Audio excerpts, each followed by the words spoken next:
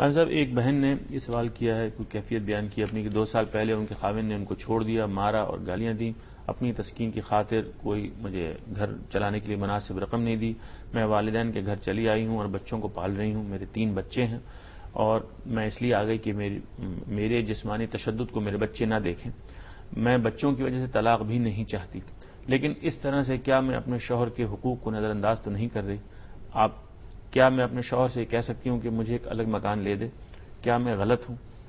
نہیں، دیکھیے بات یہ ہے کہ کسی قضیے پر یہاں بیٹھ کے رائے دینا بہت مشکل کام ہے، یعنی قصور کس کا تھا کس کا نہیں تھا، کیا معاملہ ہے، اصولی باتیں ہی عرض کی جا سکتی ہیں، اور وہ یہ کہ اگر وہ مارتے تھے یا تشدد کرتے تھے تو وہ ایک جرم کا ارتکاب کرتے تھے۔ کسی انسان کو یہ حق نہیں دیا گیا کہ وہ دوسروں پر تشدد کرے۔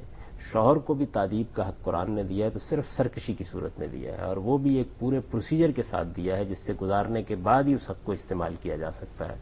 تو یہ جو رویہ یہ بتا رہی ہیں، اگر یہ رویہ یہ ٹھیک بیان کر رہی ہیں کہ ان کے شوہر نے اختیار کیا تو آخری درجے کے جرم کا ارتکاب کیا۔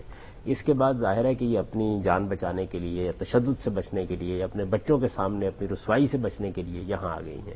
ان کو حق حاصل تھا کہ یہ آ جائے، اب ان کے خاندان کو بیچ میں پڑنا چاہیے تاکہ معاملات کو ٹھیک کرائے۔ کوئی یہ مطالبہ کرنا چاہتی ہیں وہ بھی کر سکتی ہیں، طلاق دینا تو شوہر کا حق ہے، وہ اگر سمجھتا ہے کہ مجھے اب ان کو چھوڑ دینا ہے تو دے دے گا، ان کا بھی حق حاصل ہے۔ یہ اگر طلاق کا مطالبہ کرتی ہے تو اس کے بعد ان کو بھی طلاق ہو سکتی ہے۔